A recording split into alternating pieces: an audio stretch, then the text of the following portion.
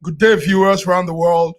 My name is Mark Godwin Iweajua, and you are welcome to News Echoes this beautiful Wednesday morning here in Milan, Italy, Wednesday, the 13th of December, 2023. And a day when the Rivers State government is demolishing its House of Assembly. So we are here to give our news updates on our Global Africa program. And as usual, I'm here with my friends, colleagues from different parts of the world. Joining me from far away, Toronto, Canada, is my brother and friend, Sir George Chukwu. Sir George, how are you? Good morning. I am wonderful. And I want to welcome the viewers from around the world. Stay tuned with us. It's going to be a wonderful day. Yes, it's beautiful morning in Milan, George. Raining. The weather is dark, but we're happy. God gives us all this weather, you know. How is it in Canada? Is it freezing? Is it warm? It's rainy. It's cold. So we're enjoying it. We're enjoying. Yes, and joining us in another part of the world, the other side of Europe, is our man Femi Oke. Femi Oke, are you there? Femi Fantastic. From London. Good morning. The city of London. Good morning, Femi. Good morning. How are you? Good morning. It's good to see you, Femi. Yeah, good morning. So how's the weather in London? It's raining. Flood everywhere. Vehicles are stopping. Train tracks are filled up with water. How is it? Can you move out? Yeah, it's raining heavily, but it's not too bad. It's not too bad. It's not like Nigerian rain. It's not like Nigerian rain. Okay, let's run with the news headline. We normally put out our newspaper headline. So let's see the few ones we lay our hands on. Then we come back for the discussion. This morning we had the Lagos State governor saying something very impressive. He says Lagos has recorded zero bank robbery in 4 years. That's Sanwo-Olu, the governor of Lagos State. Babajide Sanwo-Olu says the state has recorded zero bank robbery in 4 years, the longest period over the past 20 years. He was saying this in a town meeting yesterday. And I think that's that's remarkable, being that we used to have robbery cases in Lagos now and then back in the days. Also in the newspaper is a story that wasn't too nice. 18 students, Osun State School, a village called Owoeye in Oshogbo, Osun State. 18 of his pupils ate food, and now they are being hospitalized. They ate the government free food. You know, there's this food the government gives to students, primary, secondary. Yeah, so this 18 students ate, and now they are going through a lot of stomach upsets, real strong situation.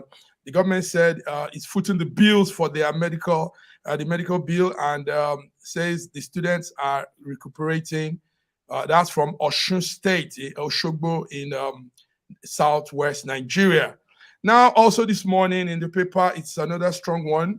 The Minister of Solid Mineral, that's Dele Alake. Dele Alake says powerful Nigerians are involved in illegal mining. They are responsible for all the criminal activities, and they are involved in sponsoring banditry and tourism and terrorism to keep doing that illegal mining. This is serious. This is very serious. So illegal mining has been going on, and we didn't know this until the minister has come to blow it out. Then also a sad one, the governor of a state called Ekiti State. Is that Ekiti State? Akeredolu has asked for medical leave. He'll be leaving the state to go for medical treatment, and he has handed power to his vice. So Akeredolu, the governor of that state, is ill, very ill. We know that at one point in time he left also to go for medical checkup. So the 67-year-old politician is not good. He's not feeling well. He has to leave office. He has to leave everything to go check himself up. Now, finally, in the newspaper this morning, this one is burning, and it has a video going viral on it. That's Rivers State government has begun the demolition of the State House of Assembly. I don't know if you guys saw the viral video. So the State of House Assembly is based in somewhere called Moscow Road. I know there in Port Harcourt, that's the center of the city. So a reconstruction, they say, is going on, but we are wondering why it's going on in this way. So these are the newspaper headlines, the few ones we can pinpoint and check on. I don't know if you guys have anything to say about any of them. While you're also going to say that anything, while I wait for you, we welcome our wonderful diva, Bidi Nana from Lagos, Nigeria. Bidi, you're welcome. It's so amazing. It's so amazing. Good morning. Did you see? You need to turn on your mic. Yes. Okay. While she checks on her mic. Yes, go ahead, George. Yeah. Did you see when you were reading the Nigerian news? Mm-hmm. A little bit. It's faint. Yeah, a little bitty, a little very faint. Maybe the microphone. It's all right, George. Go ahead. Go ahead. Okay. Bidi, check on the microphone. Go ahead, George. When you were announcing the news, from the time that Femi Oke appeared, it's not smart. Immediately, Femi Oke immediately Bidi showed up. His eyes lit up, his face lit up, smile came on his face. This is what you call the Bidi effects. Yeah, Bidi's point out her charm on Femi, okay? Wow. Because I'm sure Bidi was Femi's show last time, and you can bet what Bidi does when she comes around. You know, so Bidi sat down the show, I think so. So that's why Femi is all, you know. Femi lit up, man. Everybody was loving Bidi the other day. So yes, she's unforgettable. Yes, that's our Bidi. That's my girl. That's my girl. That's Bidi for you. Okay, gentlemen. Our time runs very fast, so we might not have to go on the seconds break, because let's go in straight up. Boom, boom, gentlemen. There's something that we need to start with because it concerns us Nigerians in the diaspora. It's a situation I think Femi will highlight more on that. The circumstances surrounding the death of a woman, Taiwo Owoeye Abodunde. Yeah, Abodunde. Yes, she met a tragic end on Tuesday last week, somewhere in Suffolk, United Kingdom. Now, the circumstances surrounding the death has some strange stories to it. It says marital discord, domestic turbulence, and police are still doing some intensive scrutiny around the house. And this woman leaves behind 3 kids and a husband. Femi, what do you have on this? What's I don't have the full story, but the problem we have in it's about the jackpot syndrome. When families jackpot to the UK for for supposedly a better life, I always tell them that the UK is not as easy, it's not a bed of roses. Yes, we may have 24 hours electricity, there may be road infrastructure and whatever, but the financial strain on the parties concerned is very, very difficult. And then what then happens is that leads to disputes. Finance leads to disputes between husband and wife. And unfortunately, in this case, it may have led to the death. I don't know the full details, but this thing is quite happening a lot now, and it's a big problem for diasporan families now. Disputes between husband and wife leading to death. In Nigeria, the violence against women is so unprecedented. The laws here don't allow for that, and so there's more protection for females. But it's unfortunate that in this case she was to lose her life. Yes. That the story we got from our corner here is it's marital issue and some domestic. So there was fighting. There was husband, wife, going all the way. And like you just said, Here, when the woman reports the man for any of those situations, it's you can bet what could happen. The man could be locked up. Sometimes they give these limits, distant limits. You know, they tell you don't cross the line, 500 meters apart, and all that. Yeah. George, did you hear that story? It happened here, right behind me. We have Femi staying. There in UK, a Nigerian woman died. You know, and this is some of the issues BD used to talk about, domestic violence. So I think BD might tell us about. George, what do you have on that? What do you have? Did you get the story? That is a very, very sad story. Unfortunately, that they are alleging that she was strangled, and possibly might have been. I don't know how long she's been in UK before this happened. Maybe they just moved down there. So, but it is very, very unfortunate, and this is something that is intolerable. The abuse, physical abuse, psychological abuse, emotional abuse. You know. Especially when they come to a civilized country like Europe or North America or wherever they might be. You gotta understand there is laws. There are laws that are, you know, that are against such violent attack against women. And even in Nigeria, that's something we need to pursue, you know, diligently and make sure that our women are very, very protected. You know, just to abuse a woman because she's a weaker vessel or whatever the case might be, or, you know, it doesn't matter. Don't lay your hands upon a woman. If you're tired, leave. You know, divorce her. But why are you going to kill the woman? It really doesn't make any sense. I completely condemn that act. BD, yeah. How do you see that from Nigeria? Hearing that a couple that just came to I know, like Femi said, there's a jackpot phenomenon going on now. Everybody wants to get out of Nigeria. Families want to get out. But the reality is Europe is not what they think. The West, Canada, UK, America, is not how you guys, is not how Nigerians see it back home.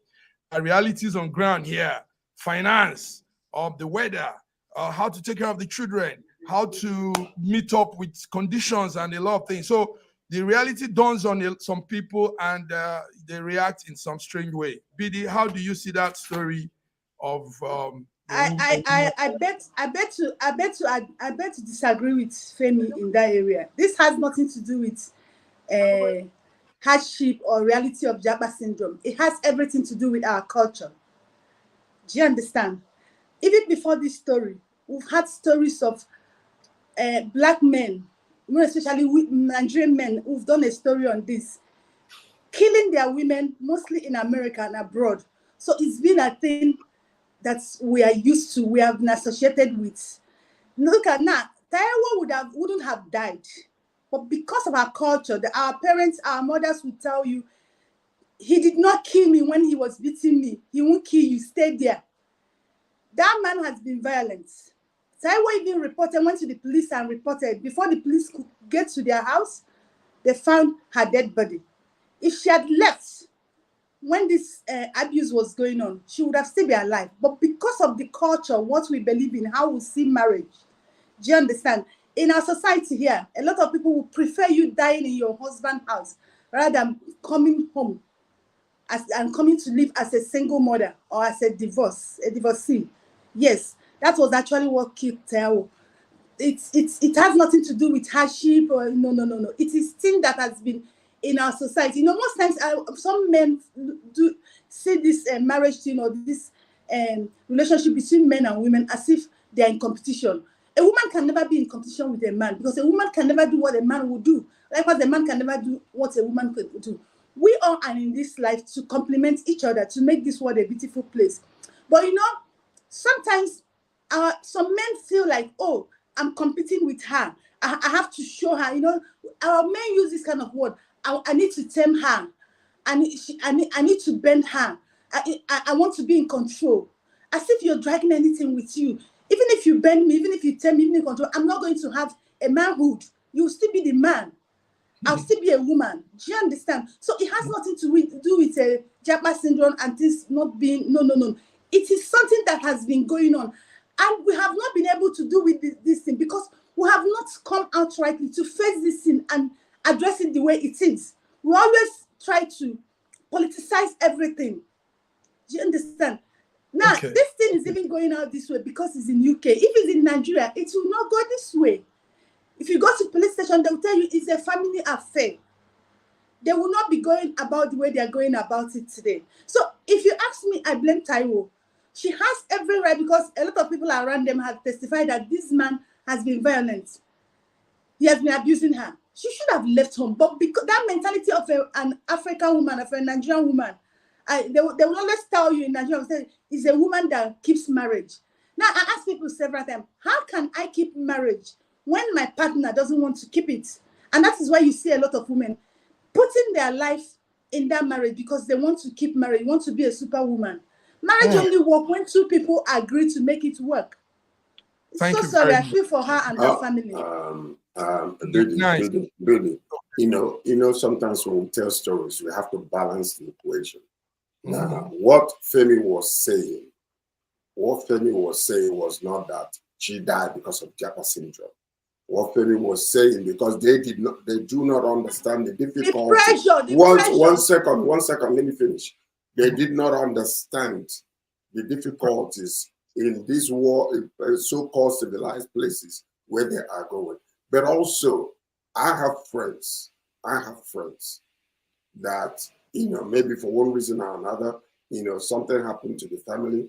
The husband lost his job and looking for a job, or unable to use his own degree to get a job. But the woman is making more money. I came to a family one time, and then me and the husband walked in. The woman went and fixed food for me and would not fix food for the husband. Now, when the husband asked the woman, baby, where's my own? Or said, don't you have, started insulting the man in front of me. I know, don't you have hand? What's your, you know, is your hand broken? Right in front of me. I was completely, offended. And I went to the lady, I said, in front of me, why would you insult this? Even if you guys are having issues at home, why would you even insult your man right in front of me? So that means if you can do this in my presence, what is life like? People are not here. So one thing we have to understand, wait a minute, you got to balance the equation, because the Bible tells you to love your wife, but it tells the woman to respect your husband. So because you're making more money, sometimes you can offend that man to the point of violence. You know, for one reason, hold on, we're not excusing anything. We just want to balance the equation. So don't do that. What I'm saying is this. What I'm saying is, let's let the men stop this violent nonsense that is going on in homes, beating their wives or abusing their wives or whatever the case might be. But also learn to respect the man, whether you're making more money or not than him. That's it. Because this is what's killing a lot of them. That's what is killing. Let's go. Let's move on, guys. Let's move on. Massive bag, I disagree. No, massive bag. Let her have the last say, because she's a woman. Let her say. Massive bag, I agree. I understand what Femi said. Femi said the pressure of living abroad. Yes. Do you understand? The financial pressure is what actually gets that man into that state of killing his wife. I understand it, but that is I'm not justifying it. I did, BD. At no point am I justifying what he's doing. What I'm saying to you, it's not just financial pressure. There are many other issues that happen when you come, like what George just said. The society that you're in is different. And the way you communicate with your husband and things, and also when you hear things, you think, oh, I want to take my opportunity. So things which you agreed before you left, you change when you get over there, and it disrupts the family unit. You understand? And things then cause problems. As I say, this is not about justifying what the guy did. What I'm saying is that people who come over, when you come over, you should try to remain united and think about the focus of why you came. You understand? Because if you don't, it can lead to more problems. Very well, but what I say, yes. Please, give me this opportunity. Please, I beg you in the name of God. You need to listen to the moderator. It's okay. Because we've got time. Please, go on. For the women. Go on. Please, just 2 minutes. Now, I agree with you. Now, Sir George, now you're talking about balancing the story here. We have terrible women. We have horrible women that are not supposed to be married to, but they are married. I'm not disputing that. But now you're trying to balance the equation on a dead person. And that is why one guy out there tomorrow will say, oh, because she insulted me, because she stripped me of manhood, let me kill him. That's exactly the picture you're painting now. See, let me tell you, this thing has been ongoing. Let's not pretend as if this is a new one. It is our culture. See, I know women kill Thank you very much. Listen, let's go on. Let's go on. Let's go on. Yeah, let's go on with it's okay. Let's go on with the other discussion. Gentlemen, we rarely have good news come from Nigeria. It's always one sad thing, one story, this happened, that happened. But our topic, our major highlight today is the honor given to some Nigerians in the field, in the football field. And because, I mean, that's a great country. So, but I used to tell somebody, a friend of mine, the president of the chairman of NIDO, when we discuss sometime, he will say, Mark, you guys help to say good things about Nigeria. And I say, when you don't have any good thing, you look, you put your searchlight, you don't see anything nice to say, you say what's news, what's happening. So, but we have some good things. Today, we are celebrating our man called Victor Osimhen. He won the African Player of the Year for CAF. We're celebrating Asisat Oshoala. She won also the Female Best Player of the Year, CAF. And we're celebrating Nnadozie Chiamaka. She also won the Best Goalkeeper for the year 2023. Also, the Nigerian Super Falcons for winning the National Team of the Year 2023. Gentlemen, let's talk a little about this. It's an honor. It's wonderful to have our people, our young men and women excelling in this field of endeavor. The president of the country, Tinubu, in his statement through the spokesman, said they've done Nigeria proud, and he described their achievement as very inspirational, commended them for their outstanding performance on both national and international stage, and he says they are a source of pride to the nation. So let me start with you, Femi. How do you feel when you hear this kind of thing? Well, it's fantastic news. You know, it was the last time a male won the African Player of the Year. It was in 1999. I think that was Iman Kukano. So that's quite a long time ago. So for us to win it now in 2023, you know, that's like 24 years after. That's amazing, and it's fantastic. But it just shows, you see, the women are doing much better than the men. And we have to look at BD, you know. You women, we're proud of you. You're doing fantastic. You're lifting up Nigeria high. You know, if you're Okonjo-Iweala out there, Asisat Oshoala, all that kind of stuff. What the women did in the World Cup was fantastic. But our men, and the lady that does the running and the athletics, you know, she's also doing fantastic as well, the world champion. So it just goes to show that our men, we are found wanting. Where are we in sports? You know, with all the facilities and all the money that we have at our disposal and the supposed strength that we have, natural talent. I watched Nigeria in the last 2 games. Man, it was just dismal, you know. And we have African Cup of Nations coming up next year in Ivory Coast, which I hope to go.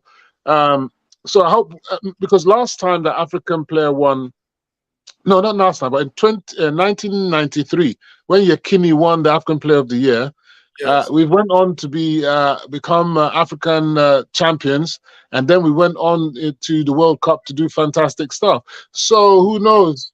You know, maybe that, you know. Don't you think also we're not putting more attention? The federal government is not putting enough more attention, support to the sporting field, because we know what happened at some of the games, like the game last time, where some of the athletes had to wash a particular jersey. They had just one jersey at their disposal. Yeah. At night they were washing. Yeah, I just to finalize, I just find that I always keep saying this. We always try to tag everything to government, but I don't agree with that. I think the problem in Nigeria is about our commercial side of things. We have people like Dangote and other people who have got loads of money. Most industries and most sports around the world is pushed forward by the private sector, not by government. You understand? So that to me is where we're finding it. Look at our national league. It's a joke. It's not serious. With all the companies at our disposal, we can't get a functioning national league that everybody wants to watch. And as the stadiums are full, you understand? We're not even using our local players anymore. That's another problem. We've stopped using local players now. We're using European-based players or European-born players. You know, we should start, like the females are using locally based players. That's why they're doing well. So, you know, and we've got a problem with our goalkeeper. We need to do something there. I don't know. Okay, thank you. Sir George, our guys are doing impressively well for us on stage. We just said something before you left. We rarely have these good things coming out of Nigeria. You know, it's always one news, sad misfortune, this, that, but this is good one for us. Asisat Oshoala won the best African female player of the year. Nnadozie Chiamaka won the best goalkeeper, and the great man, the powerful man, Osimhen, here not too far from me here, won African Player of the Year. So how do you copy that, Sir George? How do you see that? I think it's great. Nigeria fundamentally is a great country, producing incredible, both male and female, you know, stars. But, you know, you see, like Femi was saying, where are our men? The point is that most of them are in Europe. Most of them are around the world. Just like, you know, you will say, you know, this governor that we just announced on the news, who is leaving the country to go to another nation, you know, for medical treatment. I remember a few years ago when people from India and other places used to come to Nigeria for medical treatment. I don't know whether you will remember that or not, but these are the things that are happening because people are leaving the country with their skills, with their expertise, and they're representing other countries. Like we said, because of the Japa syndrome, which we need to change. Now, you know, like I know one of the senators in Nigeria, he has a football team, you know, and he's been sponsoring this for many, many years. And that's exactly what we need to see. But what about the Green Eagles? What about the national team? Who is responsible for it? Would it be individuals also? Or are they going to be able to open up a place where people can now donate money to help the team? What if when they win, will those who donated money get a part of it, or just for the love of sport? These are the things we have to look into. Because I think also, thank you, George. One thing that should be spelled out loud and clear is the government should say it out to private individuals, companies, and I mean, get involved in sports. Get involved, because you see what's happening in our country is lines are not spelled out. The government doesn't come to say things out and say, because it's actually a fact, like Femi said, that in most countries, sports and some of these activities are handled by private individuals, companies, and you know. But it's a different thing in our country. Everybody looks to the government, and that's because the government too has not specified things. Femi, is that not so? Yeah, I mean, so like, it's not always about individuals. I mean, the thing is, what is wrong with our commercial, our entrepreneurship skills? You know, when we go abroad, we do fantastically well.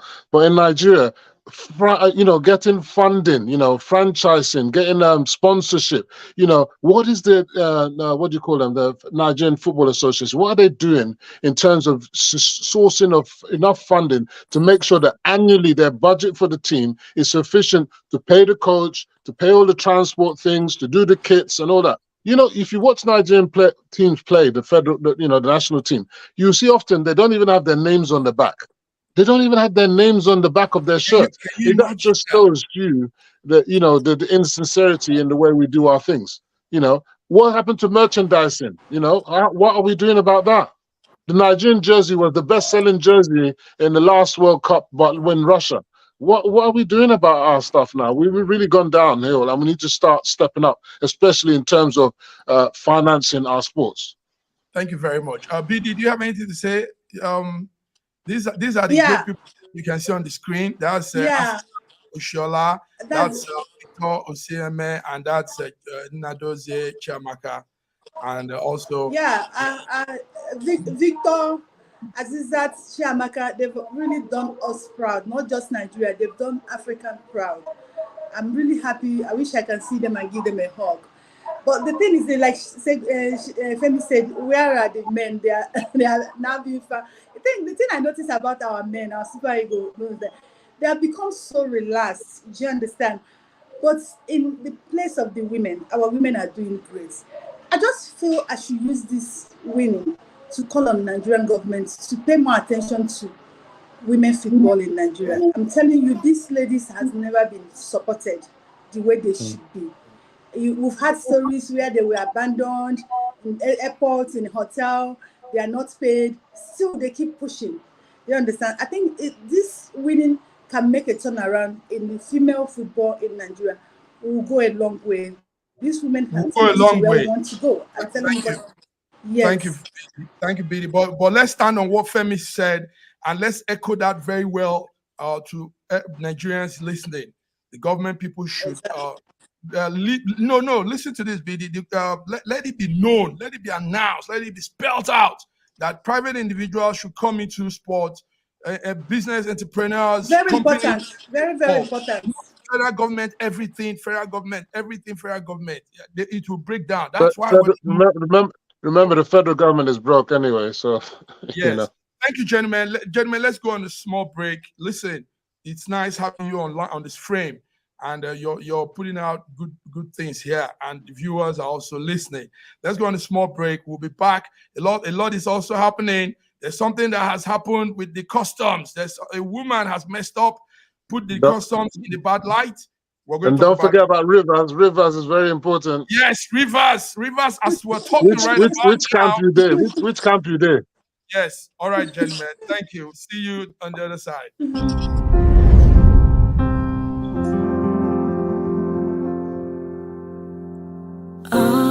Arise, oh, compatriots, Nigeria's call, obey to serve our fatherland with love and strength and faith.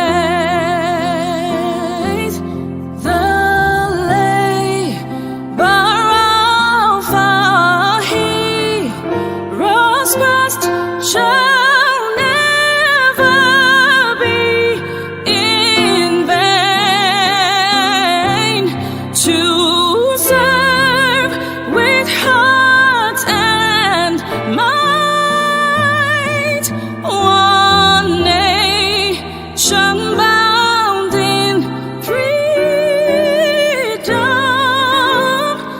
This country has some of the most extraordinary culinary diversity in the world. I'm talking about Nigeria. This first dish is amala abula, made popular by the Yoruba people in southwest Nigeria. It starts with amala made from dried yam and then is covered in a variety of soups. Next we have ofe nsala, a white soup that is synonymous with the Igbo people of southeastern Nigeria. It goes best with fufu, or akbo as the Igbos call it. Next we have suya, the most well-known food of the Hausa and Fulani people of northern Nigeria. Meat is covered in a peanut-based powder called yaji and cooked over an open fire. This is banga and starch, a classic of the Urhobo people of Delta State. Lastly, we have onunu, a plantain-based swallow of the Izon people in South Nigeria. We are eating it with fisherman soup, popular throughout this whole region. And of course, we don't forget the jollof rice. This is popular everywhere in Nigeria. I think what makes Nigeria so great is the diversity of all the different people coming together. These beautiful ethnic groups living side by side, sharing culture and cuisine is what makes Nigeria such an amazing country to visit. Nigerians should be so proud of that cultural heritage, as there is so much more that unites than divides them.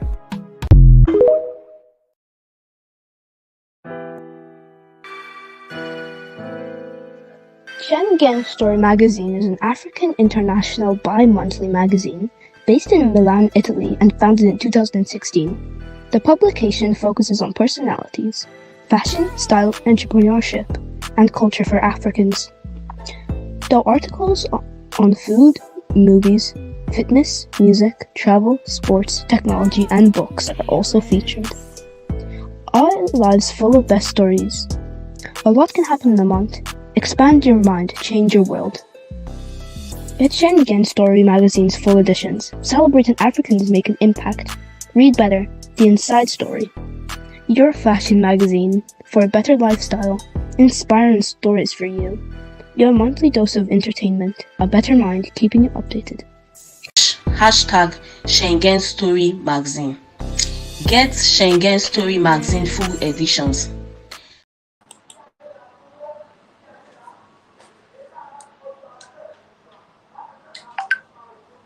Hello, viewers. Hello. Welcome. You're tuned back into Schengen Story of this morning, the 13th day of December 2023.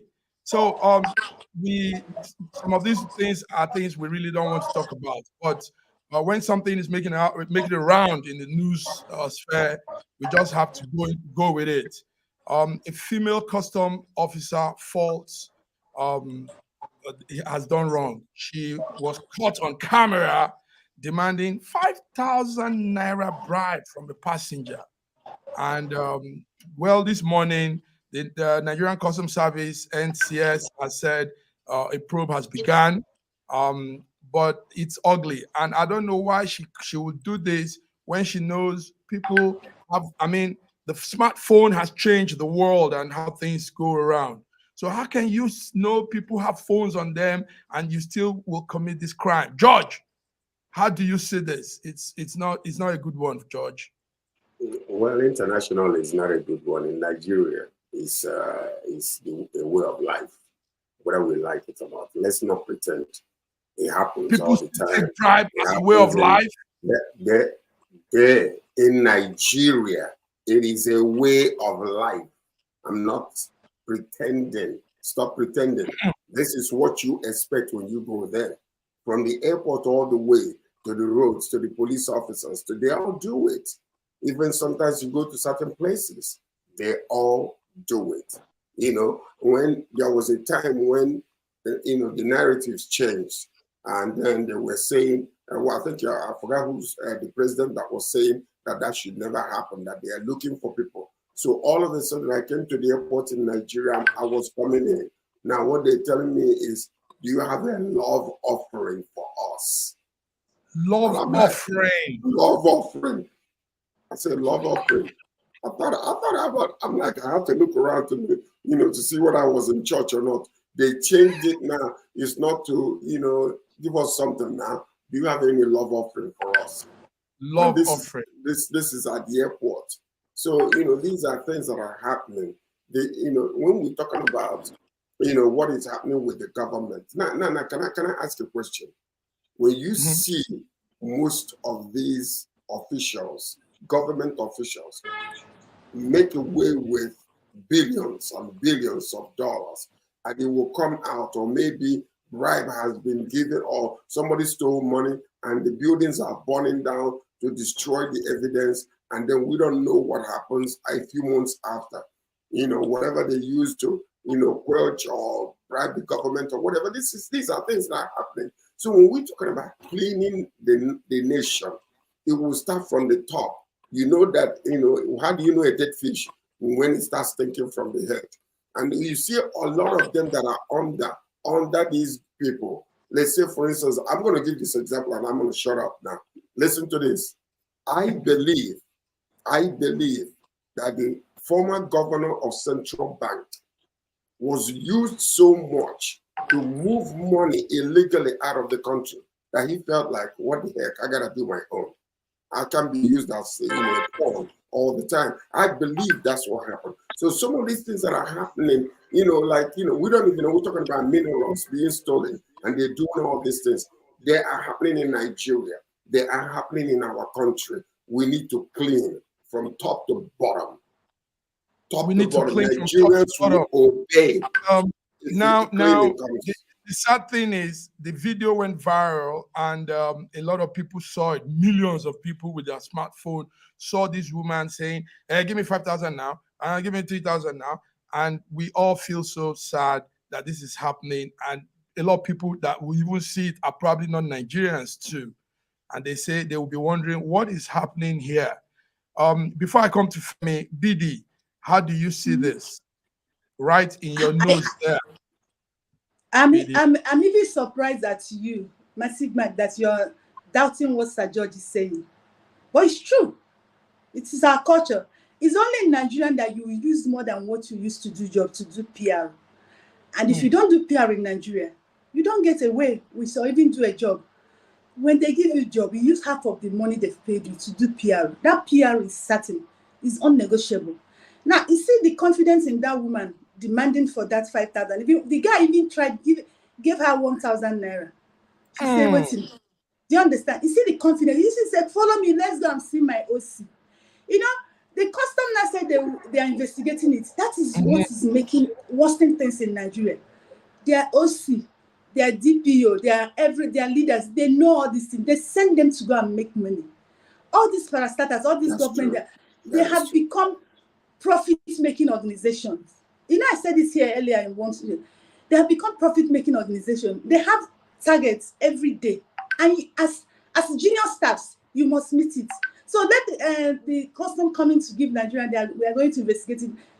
They should stop lying to us. They know what this woman is doing. If you saw the confidence in her for demanding that money, it happened. A lot of people have been lamenting to travel or to come into Nigeria. If they tell you the kind of money these people make there on a daily basis, you'll be surprised. They make more than their salary. So it's a Nigerian thing, and I wonder who will bail us out of this. Wonder who will bail us out of this. Femi, this is your people all there. It's APC government that is making that on ground. And we don't politicize this, please. The custom is answerable to APC government for now. Listen. You see, this is what you do, which is just not realistic. Look, if you go to a PDP state, and you go to the civil service, you have to pay bribe. There's no way, even if you're not even dealing with government people, private sector, you pay bribe. So BD has already said it, PR is everywhere. I thought PR was public relations, but I don't know, this is like code for bribe. So, this is what's happening. And it's not just Nigeria. Nigeria is not exclusive to this scenario. It happens in other countries, in Europe, in Africa, in South America, even in Asia. We're not exclusive to this kind of bribery and corruption. And what it is, like you said, is now with the modern technology, what we expect is that such people like this, and she's going to know, she's going to face the music. She knows that her job is on the line and she's done. So what they're also looking at is that, look, if you're caught, or even though we're in it together, but if you're caught, you're on your own. That's it. So the thing is not to get caught, and don't be stupid. Do you understand? For me personally, I don't really give bribe. I'm not one for giving bribes. Most of the time I go to Nigeria, I don't even have money. I don't have cash with me. So even if they tell me whatever, I don't have the money. So I say, no, I've spent all the money from the people before you. So what I think should happen is that I don't mind giving if I feel that the person has done a really great job and I've given it just out of the goodness of my heart. But where you're trying to, force me to give you some money, then I'm not going to give it to you. And the guy was right in saying, no, I'm only going to give you 1,000 if I'm going to give you anything at all. So, no, if you do it in a jokingly, nicey way, people feeling sorry because they're on poor salaries anyway. They're not on great salaries. People out of, pity can give money. That's one thing. Even though it's not acceptable, that's one thing. But then to demand it like it's your right, I think that's unacceptable. Oh, it's unacceptable. Now, one thing is also unacceptable. It's going on. We got a memo yesterday, sent to us directly here in SSM, and it says the federal government is raising an alarm in a statement on yesterday, warning Nigerians to be very wary and to be careful of some fraudsters that are calling themselves, that are saying that they are also on the appointment list of President Bola Ahmed Tinubu. So the secretary to the government, George Akume, said there are some people going around calling themselves so things, and that they are part of the government too, and they are not. And they are using this to defraud some Nigerians. They are collecting money. They are collecting, telling them, giving them false hope. And so we want our viewers to hear this. Those of you listening, the director, the government, the secretary to the government says, be careful of who you are relating with, and calling himself a minister or an appointee in this government. So they say if you have any fraudulent issues going on, you can call Aluyi Issa on +234 91684 87156 +234 91684 87156. You can also reach the Willie Bassi. Willie Bassi's number is +234 803 555 7865 +234 803 555 7865. So we're saying, putting this out to our viewers to please be careful out there. A lot of people are using this whole thing happening to say they are part of the government too. Now let's come down to what's happening this morning. This morning there's a video that's going viral. I don't know if you guys seen it. The ongoing political drama in Rivers State is taking a different turn. And this morning we heard that we saw that demolition of the State House of Assembly going on. Gentlemen, let me start with Femi. Femi, what do you know about this? What's going on in Rivers? Yeah, well, yeah. Today, apparently the Commissioner of Information says that they had some people go down to the State House of Assembly to investigate, and when they investigated, they said that the building was damaged beyond and it was unsafe, and therefore the building had to be demolished.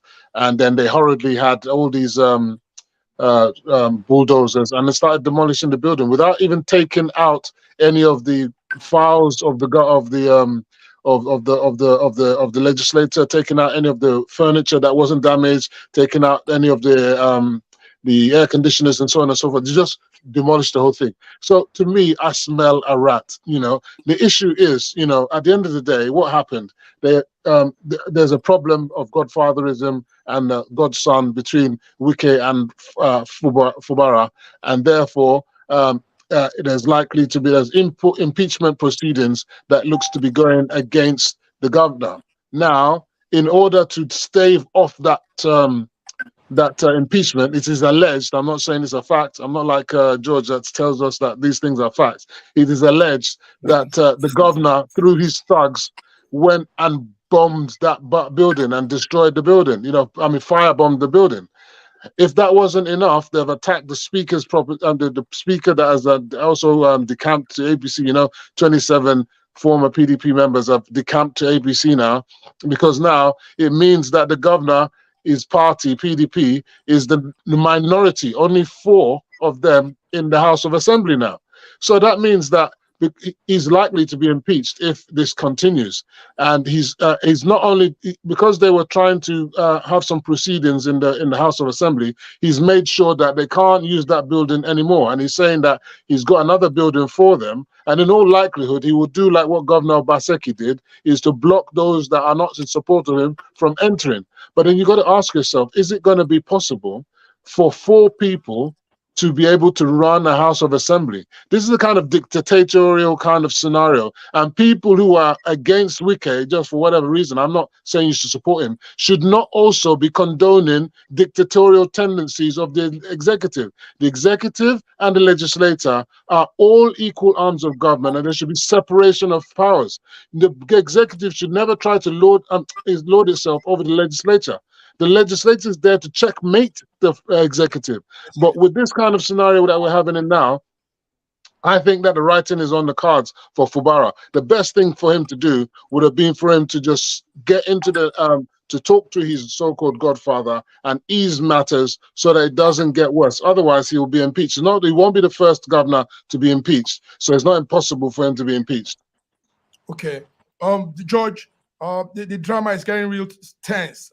We saw also 27, like Femi just said, 27 members of the Rivers State House of Assembly shifted camp to from PDP to All Progressive Congress, APC.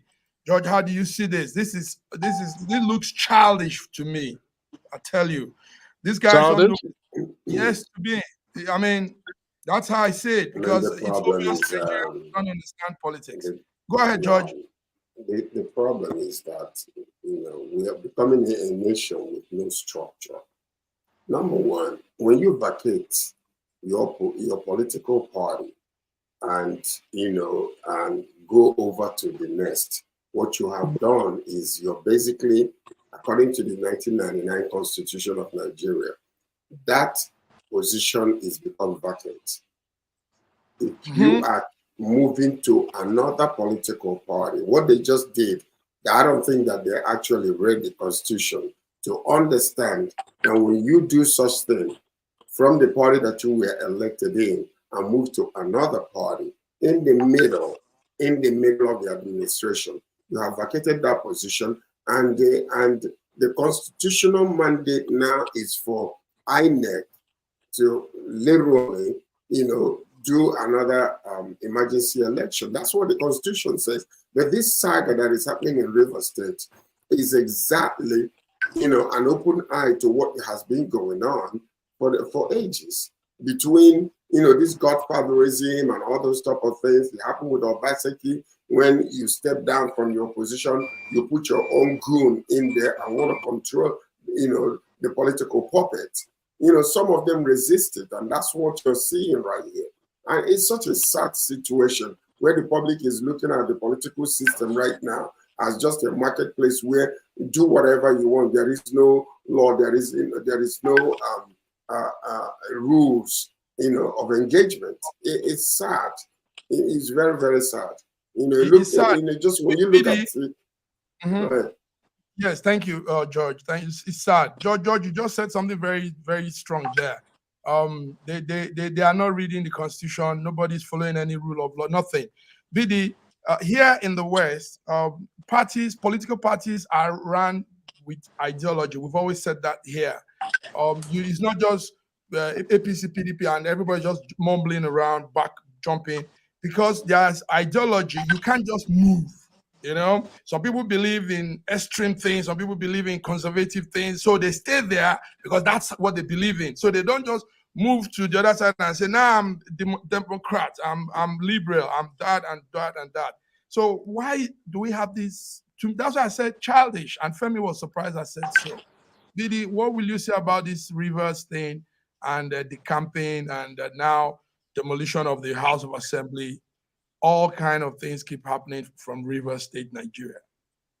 What we do in our political terrain is that everybody keep getting it wrong. You did the wrong thing, I did the wrong thing. Do you understand? Like Sir George said, defecting with other people's mandates, it is wrong by Constitution of Nigeria. But who will obey it? We don't obey rule of law in Nigeria. Nobody will obey. Now, the governor going to demolish the office for what? I don't understand why the demolition, and even the manner at which it's been demolished. That is wrong. That is actually what our political terrain in Nigeria has turned into. Everyone will stand up and do what they like and get away with it. No judge, no court to prosecute them. That is actually what is going on in Nigeria. I don't see reason for that demolition. It doesn't call for it. They're saying that there was a fire in the building that is making it very unsafe. Come on, George, man. George, you see what you come on, George. You see what you said?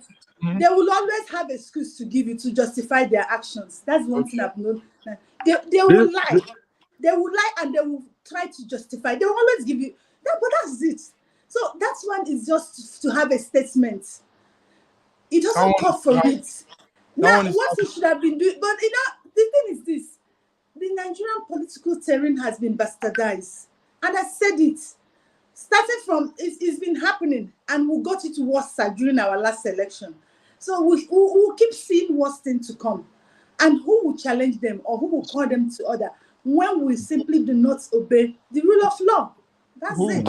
all that. Can I just add, please? Look, Yes, freedom of association is guaranteed in the Constitution. So, and the freedom to move from one party to the other also exists. Now, you can justify it if there is this crisis within your party, and we know that the PDP is now the People's Dead Party because they're in crisis. They don't even know who their secretary is. The secretariat is in turmoil. They have so much problems within themselves that these members have decided to decamp. Let me just finalize. Well, I'm sure when the Obaseki and his legislators decamped from APC to PDP, George was cheering him on, good man, and saying that was fantastic. But when it switched the other way, is not a good thing. So to me, if you condemn decamping in its entirety, you should condemn it whichever way. Not only when they join APC, but if they were to join PDP, it should be condemnable. But to me, I don't see it as condemnable because I've always said that these are politicians. They are political prostitutes. They do whatever they want. They are all the same. You understand? So a plague on all your houses. You understand? Fubara, yeah, he got in through the largesse of Wike. So he should remember that. So I don't have any sympathy for him. I don't know why we're having sympathy. He was the boy of Wike. Why should we sympathize with him? If we don't like Wike, we should really like Fubara. And don't give him excuses. If you mess up with your man, your benefactor, that's your own wala. Go and sort yourself out. Let me ask a question. So what you are saying, what you are saying, that it is okay for the Godfather who put you in there to actually tell you how and when you should do things. If the Constitution is saying one thing and the Godfather is telling you to do another, you know what you bargained for when you went into that bogus arrangement. So if you knew you didn't want to be part of that scenario, if you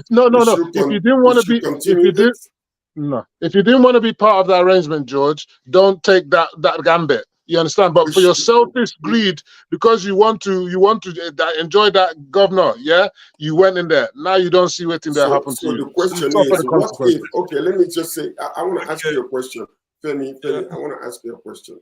I was in Nigeria, and I was apportioned certain amount of money, okay, that is supposed to be given to some of these our politicians, and that money was given to me. Under the coffers, they said, the security details came to me and said to me that I should get at least 5 to 10 pieces from each envelope of $1 million. These are $100 mark bills, okay? So I'm sure this is PDP. No, hold on. I said, no, I cannot do that. They said, we've not been paid for 3 months. They justified. I said, I cannot do that. It happened twice. It happened 3 times. And finally, I decided that the best way to deal with these people was to give them, as I told them, I will give you money from my own pocket. But to what is in my custody, I will never touch it. And that's what I did. I went and I got some Naira and I shared it among the security details because they were the ones protecting me. But listen to this, though. So what you are saying, Femi, is this. Just simply because I get into the office, because I'm good with the governor, therefore I should be controlled. I'll become a puppet for him. Is that what you're saying? No. And we should continue with that. You shouldn't. Okay, George, good one, because you have values with you. Now, gentlemen, before we go, we please, I want to say something to this. Sorry, we don't have time. I'm sorry. 1 minute. We've got 1 minute. 1 minute left. We don't have time. 1 minute. SSM want to. We mourn with Nigerian Broadcasting Corporation that lost Aisha Bello. I grew up listening to Aisha Bello on the TV. During her time as a presenter, she did a lot. Nigerians and viewers around the world looked forward to seeing her beautiful smile, her warmth, and her wisdom, and the way she goes about putting her news. So Aisha Bello that passed away last week, and we want to send our condolences to the family and to the Corporation of Nigerian Broadcasting Ministry. So, gentlemen, this is where we draw the curtain. I don't know if anybody wants to say anything about Aisha Bello. These are some of the people that made us who we are today. We grew up listening to these people, and learning the ethics of journalism also. Please let me say something. Oh, thank you. Let me say something about Aisha. About yes, Aisha now. Okay. I want to send my condolences to Aisha family. Okay. Can I? Yeah, go ahead. Go ahead. Quickly.